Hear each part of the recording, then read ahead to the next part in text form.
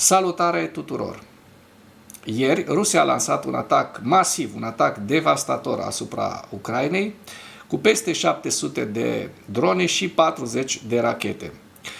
Este dovada că Rusia, impotentă pe front, folosește teroarea, una dintre metodele mongole de a cuceri, de a distruge, și demonstrează clar că este un stat terorist, un stat care este succesor al statului și a metehnelor, a comportamentului Imperiului Mongol.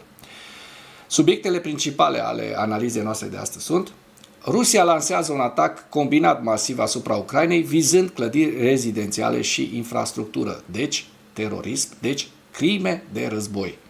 Acest atac masiv al Rusiei asupra Ucrainei a ucis 6 persoane și a rănit 18. Explozii au fost auzite în Crimea ocupată de către ruși. Un depozit de petrol este în flăcări. Peste 1000 de ruși, revenim la bornă, depășim din nou borna de 1000, peste 1000 de ruși, 1090 de ruși morți și răniți în ultimele 24 de ore pe frontul din Ucraina. Dronele ucrainene atacă a patra cea mai mare rafinărie de petrol din Rusia. Și la final vă prezint hărțile Institutului pentru Studiul Războiului, cât și ale celor de la Deep State. Rusia lansează un atac combinat masiv asupra Ucrainei, vizând clădiri rezidențiale și infrastructura ucraineană. Muscalii, Ciolovecii, au lansat un atac masiv cu rachete și drone deasupra Ucrainei, soldat cu pagube asupra infrastructurii civile și clădirilor rezidențiale. Consecințele atacurilor rusești au fost raportate de primarii din orașele Lviv, Kharkiv, Zaporojie și alte orașe din Ucraina. În Zaporojie, rușii au vizat clădiri rezidențiale, în principal apartamente înalte.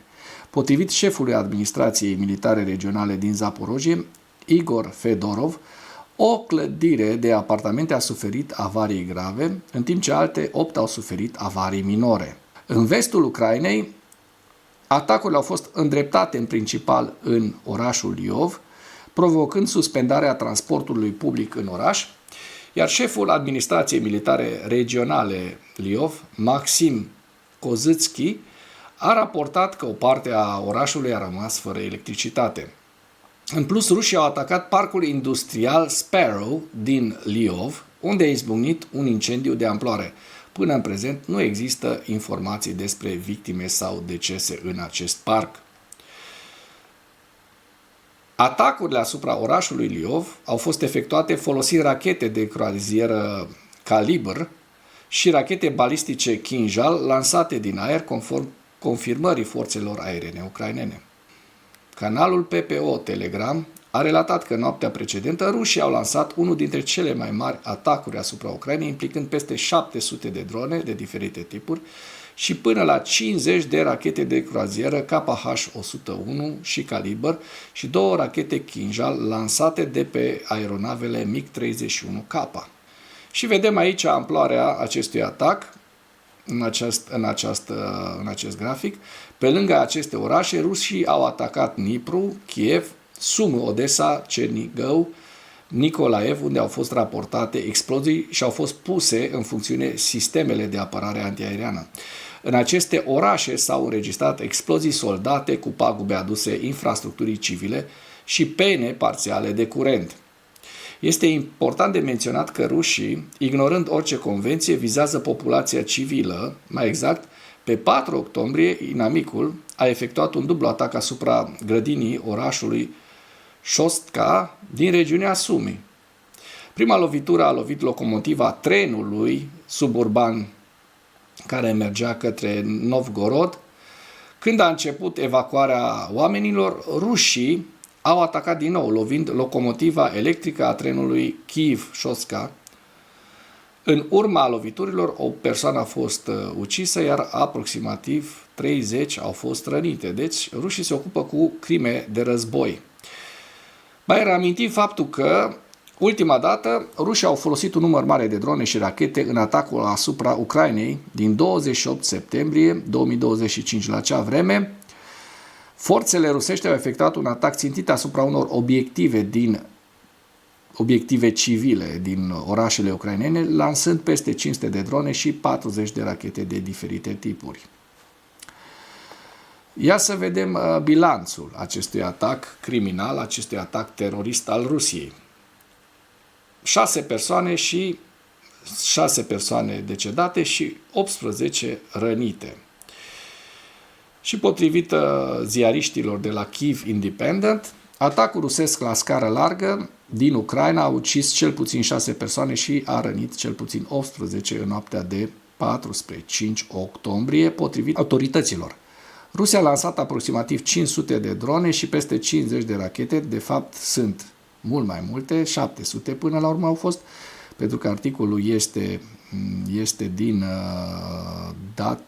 de ieri, de la ora 10 dimineața. Între timp s-a făcut bilanțul și astăzi știm că sunt peste 700 de rachete și 700 de drone și 50 de rachete, da? Ce este important de subliniat din acest articol, că în discursul adresat națiunii de după amiaza trecută, Zelenski a spus că Rusia râde de Occident, deoarece aliații nu reușesc să ofere un răspuns ferm la atac. El a cerut controale mai stricte la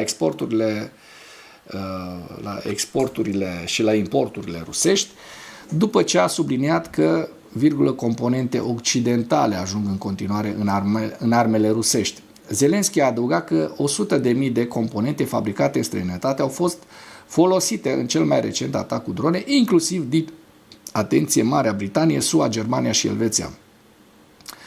În urma atacurilor, șefa politicii externe a Uniunii Europene, Kaja Kallas, a scris pe platforma sa de socializare X că Rusia folosește atacuri teroriste asupra civililor și infrastructurii ucrainene pentru a-și acoperi ofensiva eșuată de vară. Bruxelles va continua să finalizeze următorul pachet de sancțiuni și să asigure finanțarea, să furnizeze arme, a adăugat ea. Bun, dar ucrainenii nu stau cu mâinile în sân, ei ripostează. Explozii au fost auzite în Crimea ocupată, un depozit de petrol rusesc este în flăcări. Conform relatărilor de pe rețelele de socializare, în noaptea de 6 octombrie s-au auzit explozii în diferite părți ale Crimeei ocupate.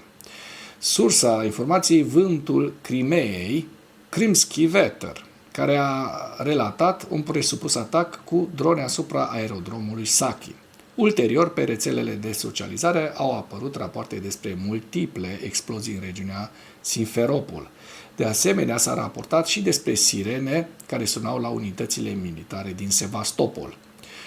Ulterior, rețelele de socializare au relatat explozii în Eupatoria și Feodosia, precum și în zona aerodromului Cacea. În jurul orei 2 dimineața, grupuri publice au raportat un presupus atac asupra unui depozit de petrol din Feodosia. Ulterior, fotografii ale incendiului de la terminalul petrolier din Feodosia au fost publicate în grupurile publice și vedem despre ce este vorba în această imagine, da? Se vede foarte clar. Sunt niște fotografii de la acest depozit. Da, hai să vedem ce s-a întâmplat și pe... Iată. Clar, este un atac reușit, care și-a atins scopul, un atac ucrainean, asupra rezervelor de petrol din Crimea ocupată. Trecem la ziua 1321 a războiului din Ucraina.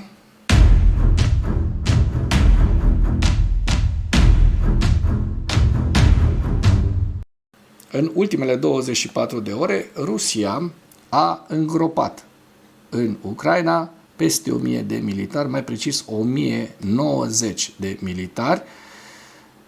Cifra totală pierdută de ruși de la începutul invaziei din februarie 2022 a ajuns la peste 1.116.000, așa cum se vede în această imagine. Rușii au mai pierdut în ultimele 24 de ore 5 tancuri, 14 vehicule blindate de luptă, 18 piese de artilerie și un mijloc de apărare antiaeriană.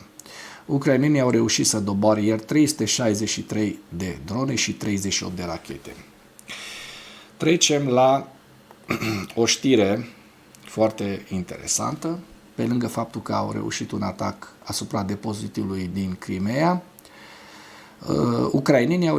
dronele ucrainene au reușit să ajungă și la a patra, cea mai mare rafinerie de petrol din Rusia. Să vedem despre ce este vorba. Este vorba despre rafinăria Lukoil din Kstovo, din regiunea Nijni Novgorod, Rusia, la aproximativ 800 de kilometri de granița cu Ucraina. Locuitorii au raportat atacul pe canalele locale de Telegram. Aceștia au spus că au auzit mai multe explozii în apropierea rafinăriei și ulterior au distribuit videoclipuri care arătau incendiul la fața locului. Să vedem despre ce este vorba, pentru că guvernatorul regiunii Nijni Novgorod a confirmat incidentul, declarând că forțele de apărare aeriană au respins cu succes 5 drone. El a precizat că nu a existat victime sau pagube conform informațiilor preliminare. Da, totuși, noi dăm un ochi să vedem dacă au existat sau nu au existat.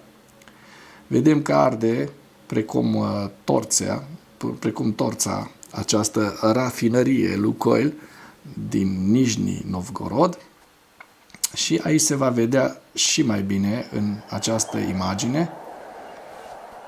Se aude, se vede, da? Se aude tirul antiaerian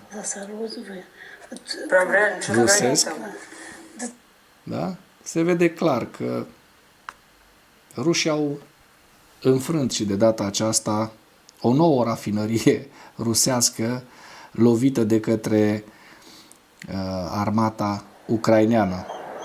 Bun. Și acum trecem la hărțile Deep State.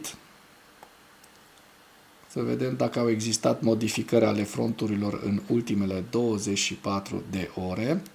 Vedem că s-au actualizat hărțile și prima observație este că în sud, în Herson, în regiunea Herson, n-au existat modificări ale fronturilor, dar din păcate, așa cum se poate observa din această imagine, în Zaporojie, din păcate, rușii au avut niște avansuri destul de consistente și aici vorbim despre 4 zone în care rușii au avansat. O să încercăm să cuantificăm avansul principal, care este către Poltavka. Vorbim aici despre aproximativ 6-7 km pătrați, la sud și la nord undeva la 1,5 km pătrați, deci să zicem un 8 km pătrați. Avansul către Novovasilivske este unul foarte mic, de aproximativ un sfert de kilometru pătrat. Mai există un avans destul de important rusesc. Aici este vorba despre aproximativ 2 km pătrați și faptul că rușii au reușit să ocupe așezarea Termove, localitatea Termove, un sat.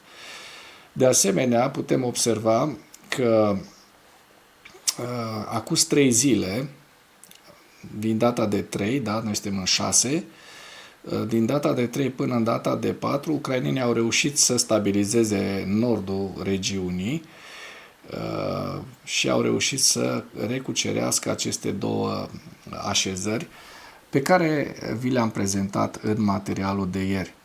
Să dăm un ochi și pe Pokrovsk, pentru că, așa cum am observat, lucrurile nu stau prea bine în Zaporojie, un avans rusesc de aproximativ 10 km pătrați în Zaporojie, dar în Pokrovsk, așa cum se poate observa, n-au existat modificări ale fronturilor. În Ceasov iar se observă și în zona Siversk că nu au existat modificări și să sperăm că nici în Kupiansk, așa cum se poate observa, nu au existat aceste modificări cu care rușii ne-au obișnuit în ultima lună.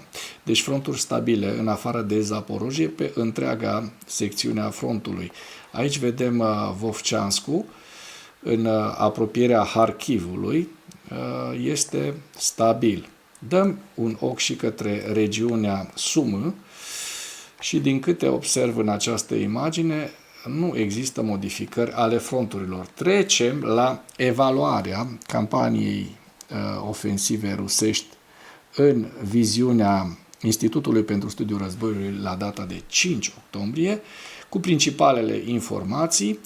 Președintele rus Vladimir Putin continuă încercările de a descuraja SUA să trimită rachete Tomahawk în Ucraina, legând îmbunătățirile relației bilaterale dintre SUA și Rusia de concesiile din partea Statelor Unite privind războiul din Ucraina. Kremlinul încearcă să împiedice Statele Unite să furnizeze rachete Tomahawk Ucrainei pentru a păstra sanctuarul de care se bucură Rusia în spatele frontului pe care l-a dezvoltat, în spatele invaziei pe care a dezvoltat-o. Și vedem aici până unde ar putea viza Ucraina în cazul în care ar primi armament din Statele Unite ale Americii. Vedem până la 2500 de kilometri toate aceste baze, toate aceste fabrici de drone, de exemplu, din Yelabuga, din Tatarstan, sau baza aeriană Engels, da? De unde rușii împrăștie teroare și moarte în Ucraina. Deci, dacă ucrainenii ar avea aceste arme, ar reuși să distrugă atât fabrica de drone de la Yelabuga din Tatarstan, cât și baza aeriană Engels, da? Rusești. Dacă ar fi bunăvoință, s-ar putea. Da, vom vedea. Vom vedea ce vor să facă americanii și ce face Donald Trump, pentru că este imprevizibil. Rusia a lansat cel mai mare atac combinat cu drone și rachete împotriva regiunii Liov în noaptea de 4 spre 5 octombrie cu 163 de proiectile combinate. De fapt, sunt peste 750, așa cum știm. Iată că aici apar 496 de drone, dar știm că între timp s-au făcut mult mai multe. Deci este un atac mult mai mare decât au reușit să-l cuantifice cei de la Institutul pentru Studiul Războiului.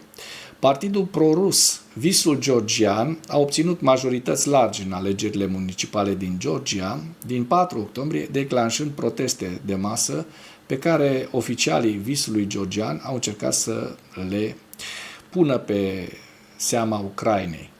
Probabil că Rusia își valorifică relațiile strânse cu Serbia și Republica Srpska pentru a amenința că va destabiliza Balcanii și că va submina coeziunea europeană. În concluzii cheie, mai avem faptul că forțele ruse au avansat în zona tactică Konstantinivka-Druzhivka. Și vedem hărțile Institutului pentru Studiul Războiului la data de 5 octombrie cu regiunea Sumă, Kharkiv, Lugansk, Borova-Liman, Donetsk, Kostiantinivka-Druzhivka, Dobropilea, Pokrovsk, Zaporojie și Herson. Și cu acest ultim detaliu încheiem materialul nostru de astăzi cu îndemnul: dacă ați găsit informații utile în acest videoclip, nu ezitați să-l distribuiți pentru a ajunge la cât mai multă lume. Mulțumesc mult!